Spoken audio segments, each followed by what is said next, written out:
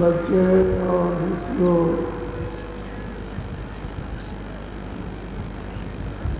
जो सत्य है मानना ही पड़ेगा। को छुपाया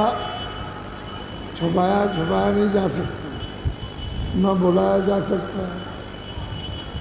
जो सच है वो सच है। ये मानो अनमोल शरीर ये थोड़े दिन के लिए आपको दिया गया। बहुत युगों की तपस्या, बहुत युगों के पुण्य, बहुत युगों की सेवा, बहुत युगों की सत्यता, जब एक एक कण पुण्य का जब जमा हो गया तो आपको अब की बार ये अनमोल मनुष्य शरीर दिया गया। और उसने कहा जितने मनुष्य शरीर दिया कि ये लो तुम शरीर में तुमको अधिकार देता हूँ, अब की बार मेरे शरीर में रहकर अपनी जीवात्मा को पार कर दो। मेरा शरीर मुझे शुद्ध और साफ दे दो। मैंने तुमको शुद्ध और साफ दिया, वैसा ही अपना काम करके लौटा दो। मेरे शरीर को, मेरी इंद्रियों को गंदा मत करना।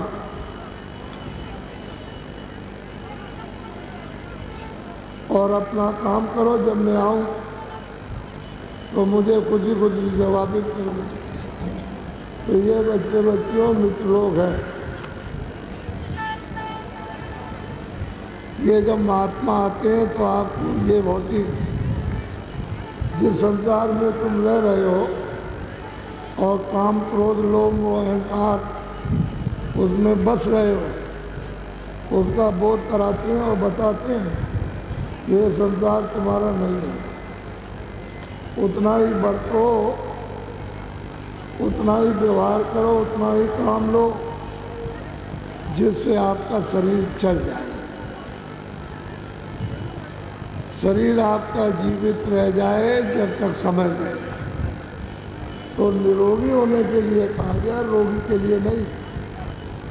ऐसे अपने संयम रखो, नियम रखो, खान पान, कि शरीर आपका रोगी ना होने पाए, ये ठीक ठाक रहे। जब ठीक ठाक रहेगा तो समझ में धीरे धीरे आ जाएगा और ये मकान आपका है। जब अपना ये मकान नहीं है तो जितने भी मकान औरों को मिले हैं मनुष्य शरीर, वो भी आपके नहीं है और ना आप उनके। अगर आपने काम कर लिया अपना उसकी दी हुई दौलत से, तो आप की ख्याति है। और आपने अपनी सूरत का, जीवात्मा का काम नहीं किया, संसार के कूड़े कचरे इकट्ठे करते रहे और कूड़े कचरों में रमे रहे, तो बस समझ लो कि कोई आपका नाम नहीं है। इसलिए बहादुरी और होशियारी है कि बचा हुआ समय हमारा काम है, और वो है भजन, प्रभु की प्राप्ति। उसका सही सीधा रास्ता और सच्चा सबके पास है। ऐसा कोई भी मनुष्य नहीं है जिसके पास उसके पाने का, उसके पास जाने का रास्ता न हो। लेकिन रास्ता जब आप भूल चुके हो तो आपको मिलेगा नहीं।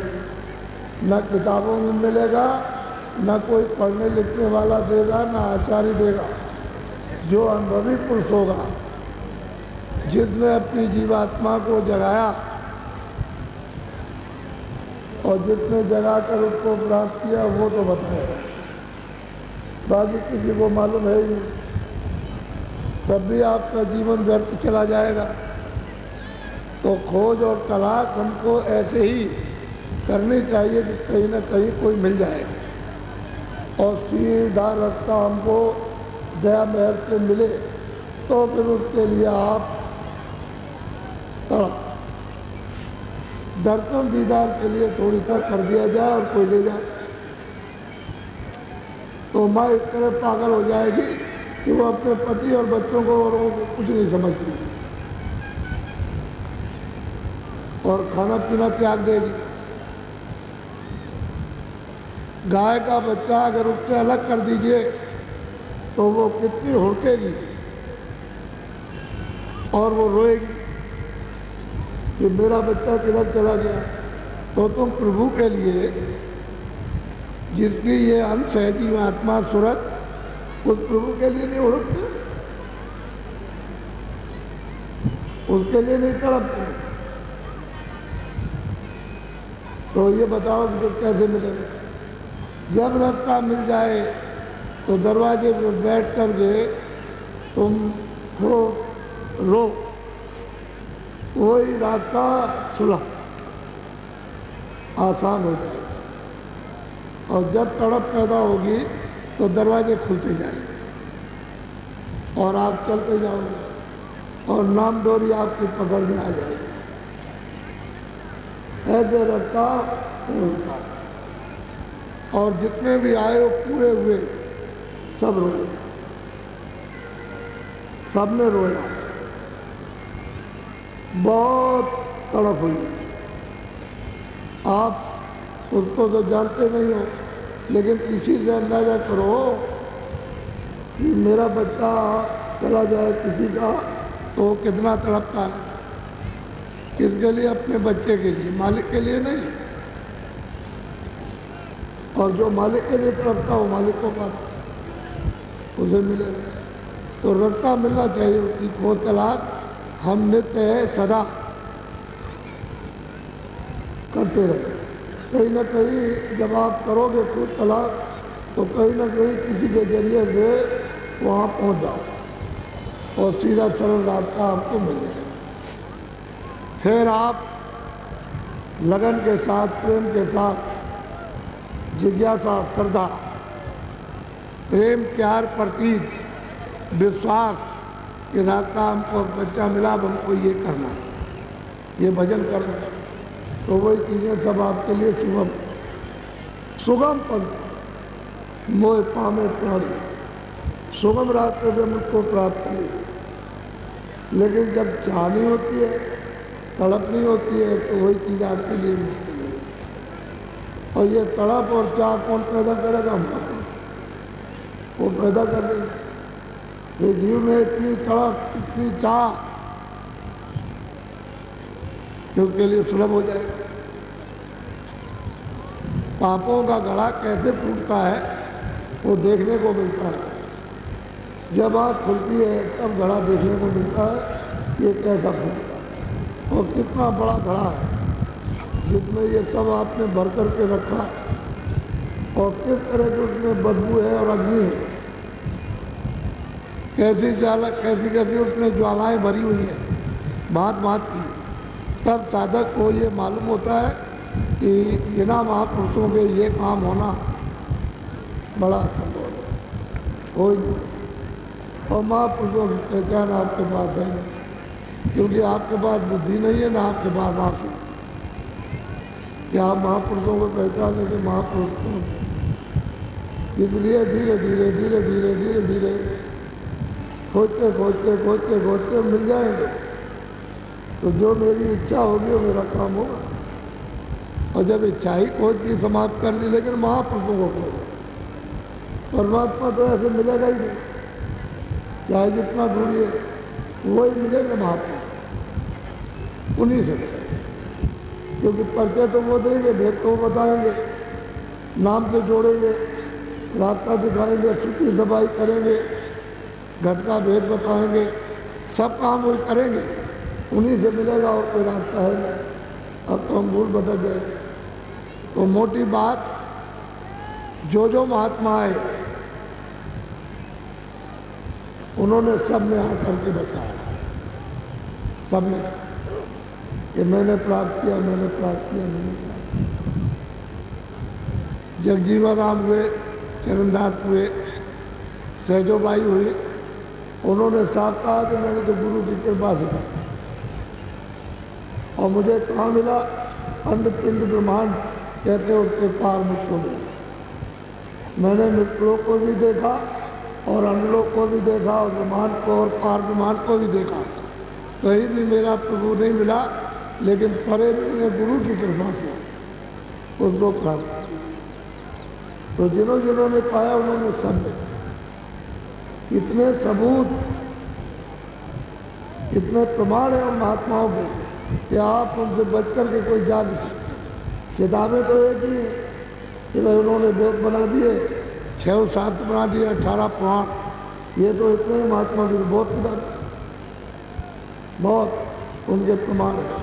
वो तो जो भी आएगा वो प्रमाण दे देगा, ताकि आपको ये हो जाएगा कि यही रास्ता है और दूसरा कोई रास्ता नहीं। अच्छा, किताबों में ये रास्ता है नहीं, क्योंकि ब्रह्मा भी भटक गए, शिव को तो मिला ही नहीं, विष्णु को भी नहीं मिले, और ब्रह्मा भटक गए, उन्होंने भी देखा। उन्होंने तो एक आवाज़ सुनी, उस आवाज़ से उनको ये हुआ कि जो हम बोले वो लिख दो, वो उन्होंने लिख दिया। बाकी उनको भी पता नहीं कि ईश्वर कहाँ, उनको भी मालूम नहीं कि ब्रह्म कहाँ, उनको भी पता नहीं है कि पारब्रह्म कहाँ। जब वो आद्या महाशक्ति का ही पता नहीं जान पाते, तो ईश्वर और ब्रह्म की बात तो बहुत दूर है। इनको काम दे दिया है, ये सृष्टि का काम अपना करो, अगर ये उनको प्राप्त कर लें तो उसी दिन छोड़ देंगे, कोई सृष्टि का काम नहीं करेंगे, उत्तर प्रलय पालन का। तो ये सब चीज़ें अंदर जब दिव्य नेत्र ज्ञान चक्षु तीसरा नेत्र खुलता है, तो ये जीव की क्यों जैसे बाहर की दोनों आंखें बंद हो और खुल जाए तो सब कुछ दिखाई बाहर का देने लगता है। इसी तरह से हमारी अंदर की तीसरा नेत्र आंख बंद हो गई, उसकी वजह से परमात्मा और उसकी सृष्टि निराकार है, लेकिन सही बात यह है कि आँख खुल जाए तो साकार है, वो कभी निराकार हो ही नहीं, वो साकार सदा रहता है। लेकिन अब आँख बंद है तो क्या किया, इसलिए आप लोग कहते हो निराकार है, लेकिन जो देखता है जिसकी आँख खुल गई निराकार नहीं कहता, वो तो कहता है कि भाई वो तो आत्म साकार है। ये शरीर की आंखें तो नहीं है, शरीर की जो आंखें, जो शरीर का सामान है वो तो दिखाई देगा, लेकिन आँख खराब हो जाएगी तो सब निराकार हो जाएगा।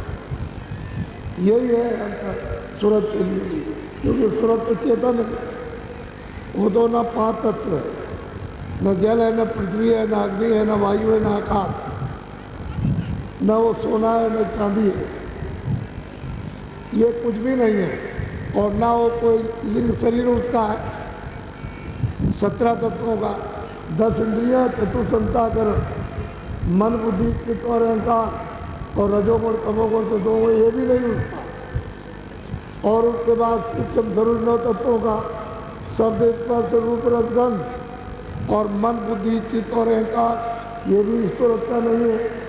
फिर इसके बाद में जो कारण शरीर है 5 तत्वों का, शब्द स्पर्श रूप रसगंध, को भी सूरत का नहीं। तो सूरत के इनमें से कोई भी तत्व नहीं है,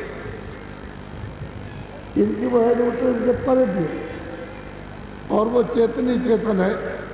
वहाँ के जड़ का नाम निशान नहीं, अंधेरे का नाम निशान नहीं हुआ, अज्ञान का नाम निशान नहीं हुआ, वो तो सुंदर ही का सुंदर, वो तो सूरत चेतन है।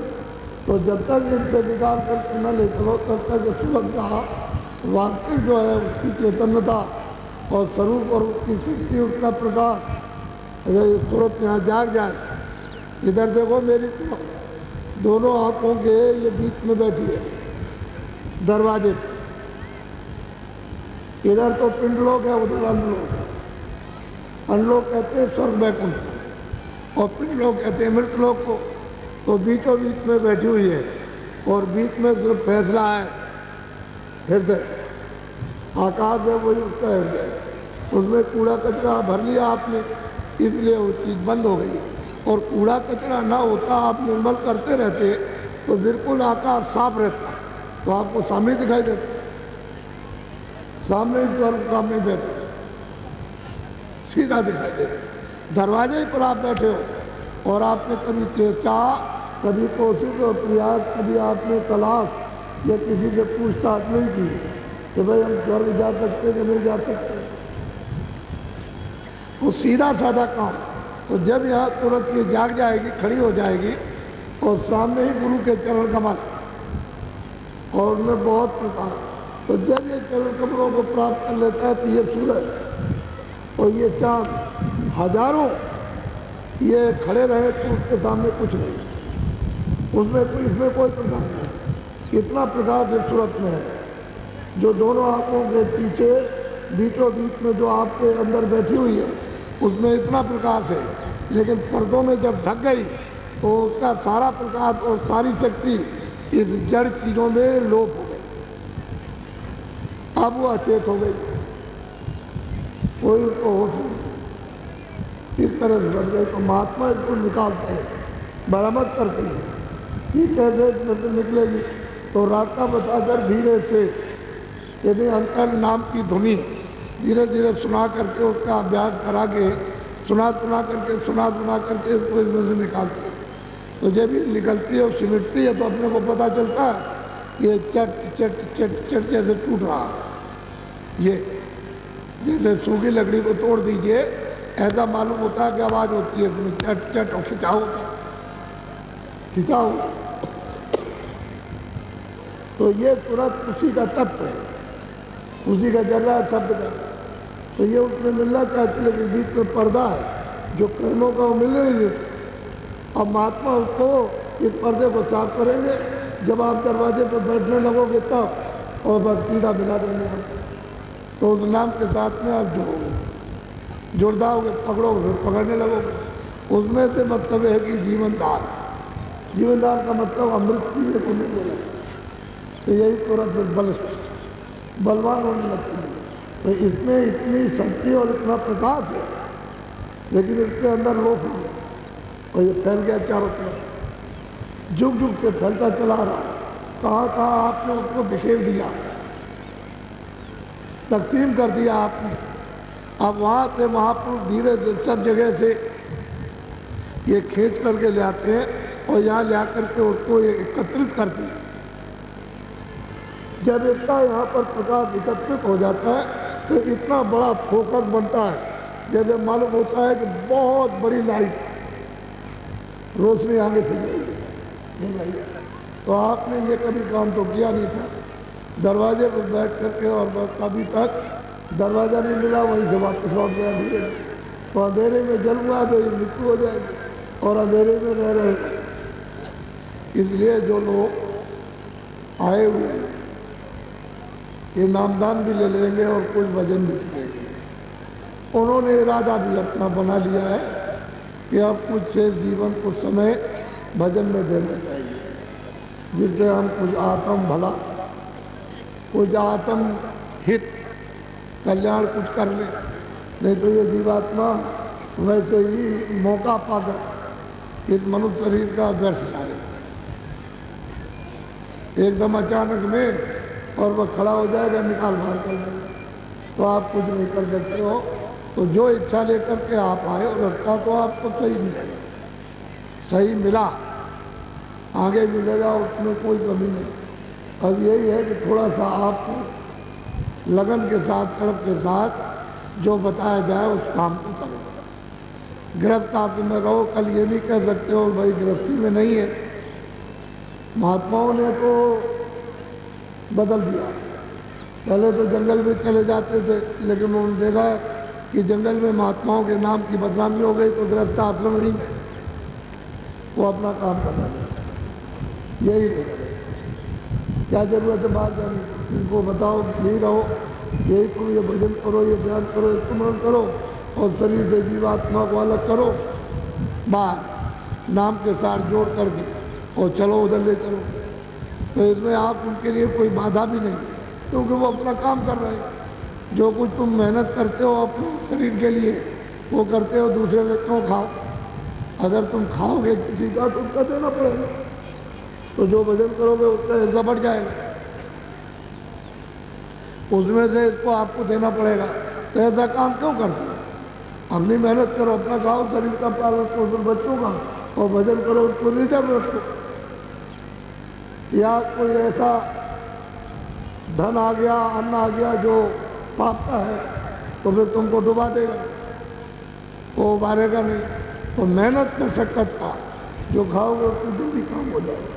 इसलिए तो महात्मा कहते हैं कि भाई मेहनत करो, मेहनत करो, मेहनत करो, और मतलब ये दिन में काम, बच्चों की सेवा, और थोड़ा समय बचा के लिए भजन कर लो। सीधा रास्ता, इसमें कोई इधर उधर कर। लेकिन तुम्हारी वासना इतनी अधिक फैली हुई है कि पता नहीं कि तुम क्या चाहते रहते हो और क्या उससे मिलेगा। अभी तक कुछ नहीं मिला तो आगे मिलने वाला क्या? जब सुख अभी तक नहीं मिला, शांति अभी तक नहीं मिली, तुमको तुम्हारा कल्याण अभी तक नहीं हुआ, तो आगे क्या होने वाला? उतना ही बरतो जितनी जरूरत है, उतना ही काम करो, उतना ही बदलो, उनका भी काम चल जाए, आपका भी चल जाए, और भजन भी हो जाए। सीधा साधा काम। तो कल हमने अपील की थी कि आप लोग शाकाहारी रहो। शाकाहारी में मतलब जितने अनाज, जितनी सब्जी, जितने फल, घी और दूध आप सब खाओ। मैंने तो मना किया नहीं, 100 बार, लेकिन शाकाहारी शुद्ध आहार करो। अशुद्ध नहीं। अशुद्ध आहार से बुद्धि, मन, चित्त, इंद्रियां गड़ने लग जाती, अज्ञान हो जाता, और फिर जीवात्मा बोझ से लग जाती है। तो फिर कोई साधन तो कर नहीं सकता, तो शुद्ध आहार होना चाहिए।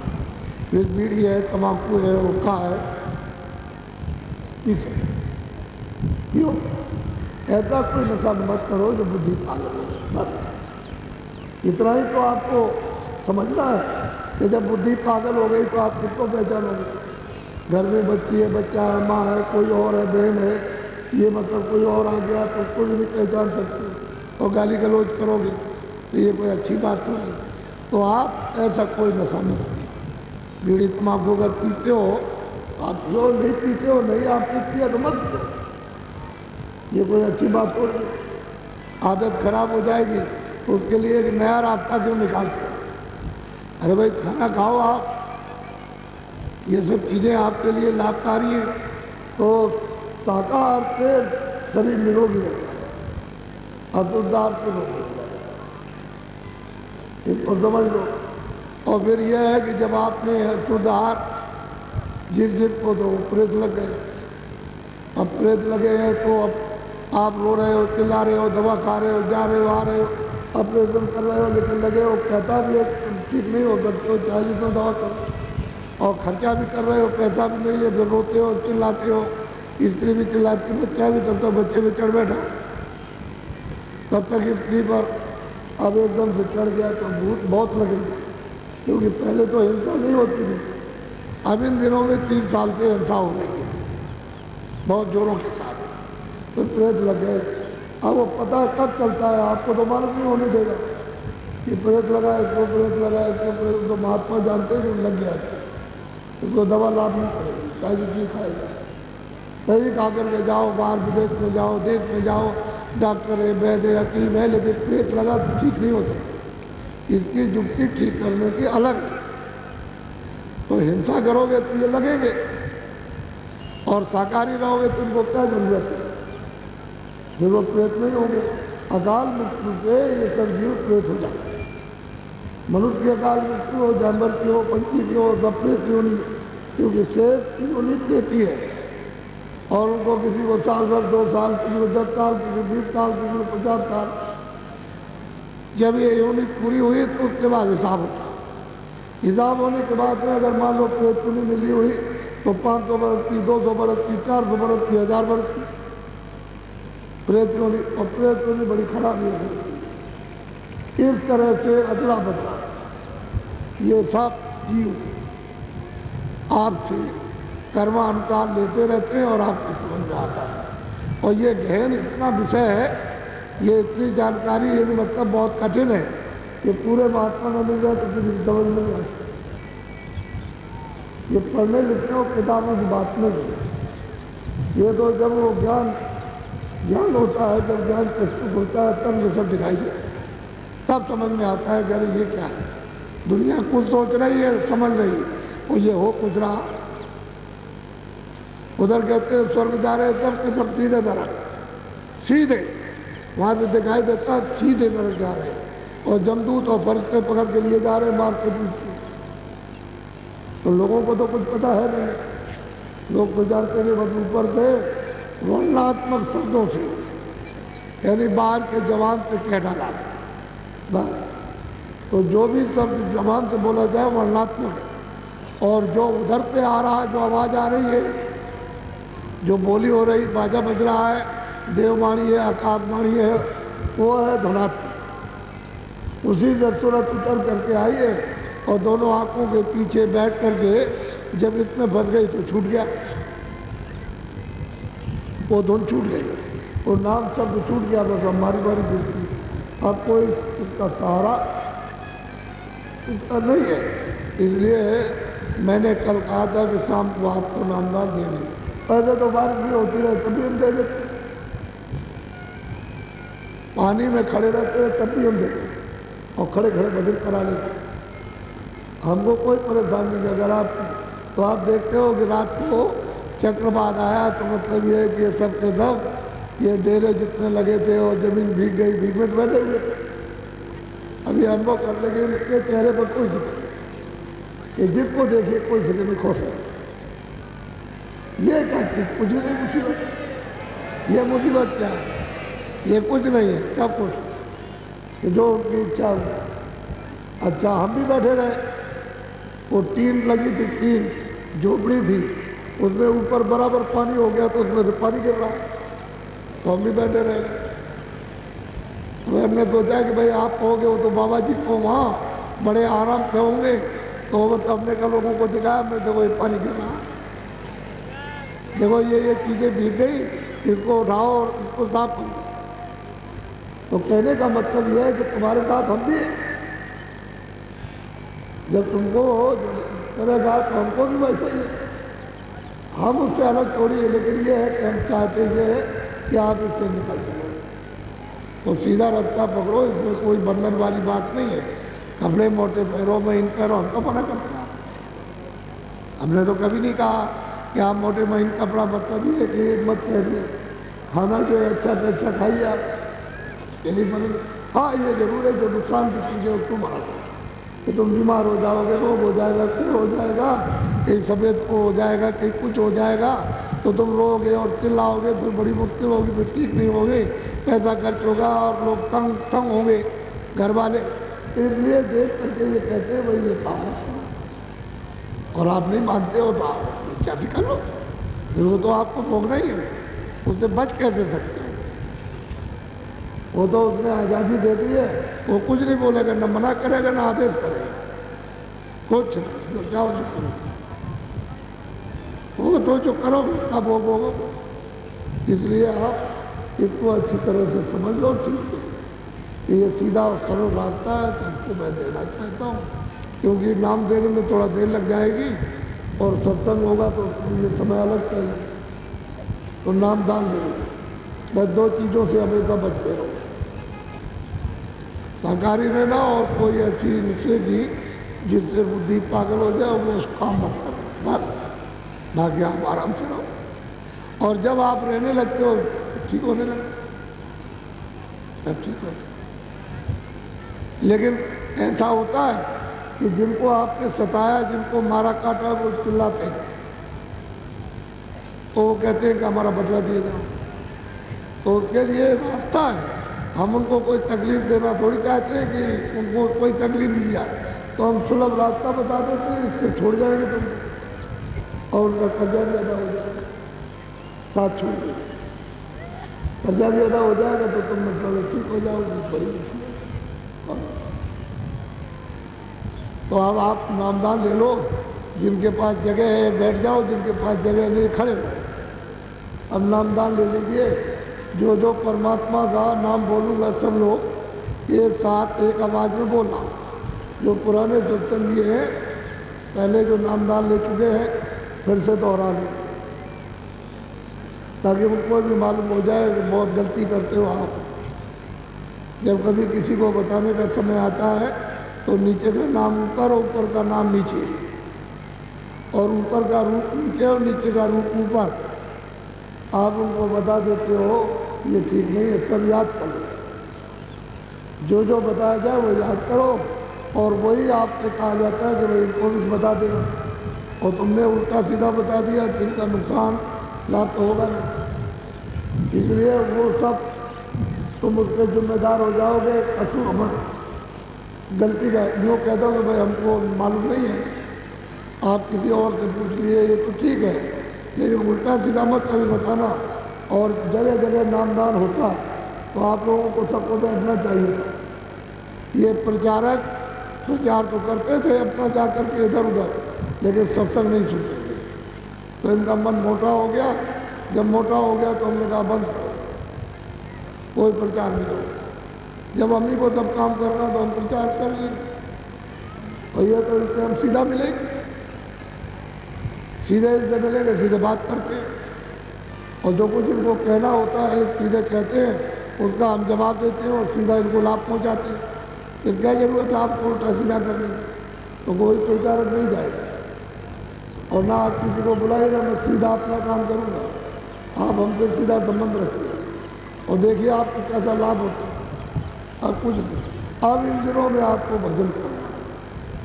ये भजन का उद्देश्य रहा है कि भजन कर लो बच्चों, नहीं तो ये समय निकला जा रहा और आप समझ लो कि क्या होगा, आपको कुछ कहना भी चाहते हैं तो नामदान ले लो। जो नाम बोलूँगा सब लोग एक साथ बोलना, आगे पीछे मत बोलना, सबकी आवाज़ एक साथ निकले। जो नाम बोलता जाऊँगा आप बोलते जाना, शुद्ध बोलना, और जब मैं चुप हो जाऊँगा तो आप भी चुप हो जाना। बोलो जय गुरुदेव।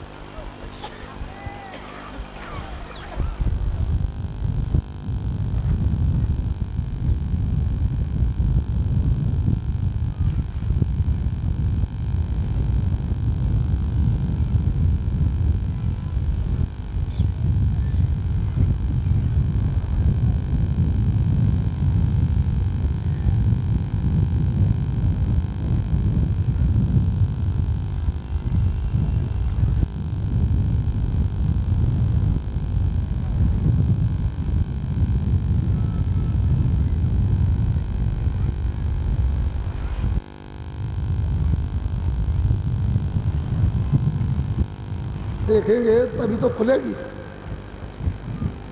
जब अंदर की आँख नहीं देखेंगे तो खुलेगी कैसे? तो आपने कभी देखने का काम ही नहीं किया, इसलिए वो बंद पड़ी। और देखने का काम करेंगे तब आपको दिखाई देगा। तो आप अभी मैं 2 मिनट बैठाता हूँ, ऐसे बैठ जाना। ये सूरत बैठी हुई है, इसके चारों तरफ मन बुद्धि चित्त, मन बुद्धि चित्त जो है यहीं दृष्टि के साथ रोक करके रखना। बाहर की आंखें बंद हो जाएंगी, अंदर की आंख के सामने सीधा दूर देखना और अपनी आंख को ही देखो, इधर एक जगह ऐसे एकाग्र करना, हिलाना नहीं। कोशिश इस बात की करो कि आपकी आंख रुक जाए, ऐसे खड़ी हो जाए, हिले डुले नहीं। जब हिलेगा डुलेगा तब तक दिखाई नहीं देगा, उसको खड़ा करना, एक टक होकर के ऐसे खड़ी हो जाए। जैसे ही खड़ी होगी तो आपको एक काला निशान, एक तिल दिखाई देगा उसी अंधेरे में। जब अंधेरे में तिल दिखाई देने लगे तो आप उसी पर दृष्टि को रोक। अगर दृष्टि उस पर रुक जाएगी तो आपको खुद मालूम होगा कि उसके पीछे कोई प्रकाश चमका, प्रकाश चमका, बंद हुआ चमक गया, बंद हुआ चमक गया। ऐसा क्यों होगा कि दृष्टि आपकी ऐसे हिलेगी। मान लो 5 मिनट, आपके 10 मिनट पूरे हो जाए, छोड़ दो। फिर दूसरे दिन जब भी समय मिले तो फिर ऐसे बैठ जाओ, आँख बंद करो और अंदर की तीसरी आँख से सामने देखो। मन बुद्धि चित्त जो बैठे हुए उनको आँख दृष्टि के साथ रोक करके रखो। कोशिश करो कि दृष्टि हमारी इस तरह से रुक जाए। जब आपकी दृष्टि रुकेगी तो वो काला तिल आ जाएगा, उसी पर अपनी आँख को रोक करके रखना। जैसे आँख रोकोगे तो फिर दूसरे दिन जब आँख रुक जाएगी उसके ऊपर में तो उसमें ज़्यादा चमक आएगी। ऐसा मालूम होगा कि पहले से ज़्यादा रोशनी आई, आँख हिल जाएगी, बंद हो जाएगी।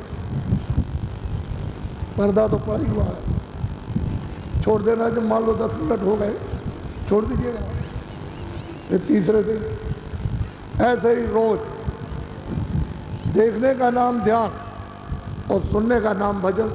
देखने का नाम और सुनने का नाम भजन। आँख से जब देखोगे तो उसको कहते हैं ध्यान, और कान से सुनोगे उसको कहते हैं भजन।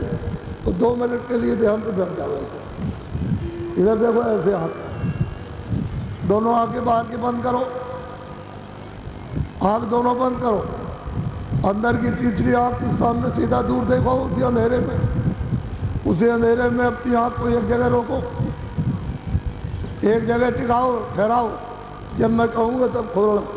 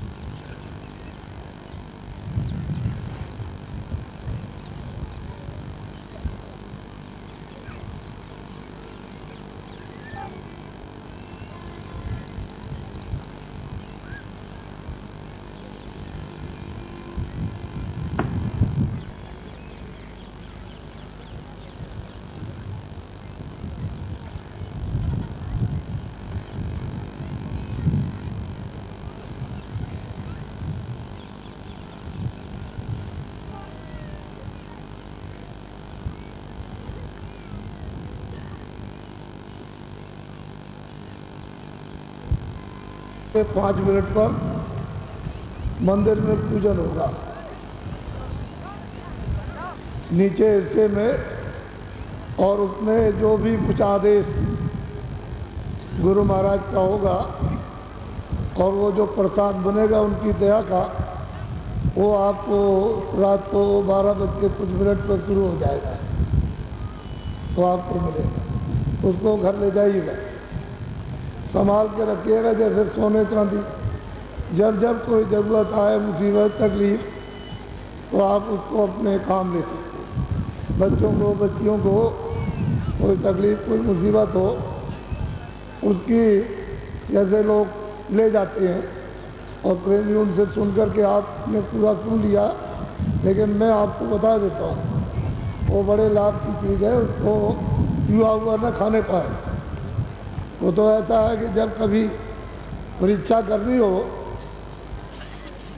तो उसको फ़ौरन ले आइए, और कोई बेहोश हो गया हो तो उसके कान पर मुँह लगाकर 10 बार जय गुरुदेव बोलिएगा और प्रसाद को उसके मुंह में डाल दीजिए, तो धीरे से आँख खोल देगा, होश में आ जाएगा। लोगों ने परीक्षा करके खूब देख लिया, समझ लिया, लेकिन जिसका जाने का समय है वो 1 आध मिनट रुक सकता है, फिर चला जाएगा। और जाने का जिसका समय अभी नहीं है, तो मतलब ये है कि होश में आ जाएगा, और फिर उसके बाद तो ये ऐसे काम में, सब काम में आएगा। संभाल के रखने की ज़रूरत है। बहुत से लोग इधर उधर कर देते हैं, भूल गए, रख दिया, छूट गया, कोई ले गया, कोई चूहा खा गया, तो लापरवाही। तो ये आपको जो बहुत चीज़ ज़रूरी भंडारे पर जो मिलती है, वो आपके काम आने वाली चीज़ है। और हम तो हैं ही आपके लिए, हम तो हैं ही। अरे हम तो मिलते ही रहते हैं, सब जगह मिलते रहेंगे, लेकिन कभी कभी आप नहीं आ सके, बच्चे नहीं जा सके, बच्चियाँ नहीं जा सकी, उस समय पर अकल काम नहीं करती है, तो इतनी तो अकल काम करेगी कि बाबा जी ने कहा था कि प्रसाद को जरा काम में ले लेना तो तुमको आराम मिल जाएगा। तो आज आप लोग तैयार हो रहिएगा, 12 बज के 5 मिनट पर पूजन होगा, क्योंकि ये तो सब जानते ही हैं, आपको पता चल जाएगा सुबह पर, क्योंकि भंडारे की जो तिथि है वो रात 12 बज के 5 मिनट पर, वो 9 तारीख 8 और 9 की रात को। वैसे अगहन सुदी दशमी को ये होता रहता है हर साल। बोलो जय गुरुदेव, जय गुरुदेव, जय गुरुदेव।